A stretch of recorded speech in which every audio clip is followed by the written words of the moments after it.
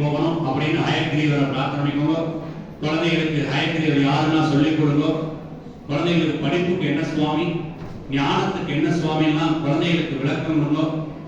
சரஸ்வதிக்கும் ஹயக்ரீவருக்கு என்ன வித்தியாசம்னு சொல்லிக் கொடுங்க. சரஸ்வதி படிப்பை கொடுத்துருவாங்க, அந்த படிப்பை எங்க பயன்படுத்தணும்னு சொல்றவர் தான் ஹயக்ரீவர். அதை ஞாபகப்படுத்தி எக்ஸாம்ல போய் எழுதுறவர் தான் ஹயக்ரீவர். படிச்சிடலாம், ஆனா அதை கொண்டு போய் எங்க பயன்படுத்தணும். புஸ்தகத்துல எல்லாம் இருக்கு, எல்லாரும் புஸ்தகம் படிக்கலாம், ஆனா எங்க எதை படிக்கணும்ன்றது ஒன்று. அந்த படிப்பு தான் ஞானம், அதுதான் மெமரி. அதை ஞாபகம் வச்சுக்கணும். அப்படியாக ஹயக்ரீவர் அவருக்கு பிடித்தது குதிரை முகத்தோட இருப்பார். அவருக்கு பிடித்தது ஏலக்காய் மாலை போட்டு அவரை பிரார்த்தனை பண்ணா நல்லது நடக்கும்னு சாஸ்திரம் சொல்லுது. குழந்தைகளுக்கு சொல்லணும். ஞானானந்த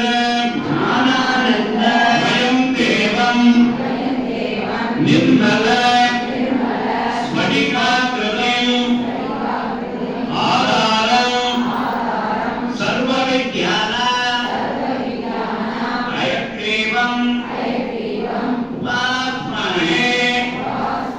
நல்ல ஞானங்கள் சரஸ்வதி கடாட்சம் கிடைக்கணும்னு பிரார்த்தனை.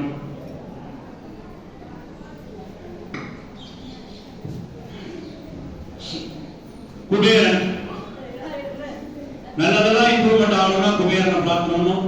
வம்சவர்த்தி, குலவர்த்தி, தனவர்த்தி, தானியவர்த்தி, சந்தோஷவர்த்தி, வம்சவர்த்தி எல்லாம் வேணும்னா எல்லாம் பிரார்த்தனை பண்ணிக்கோங்க.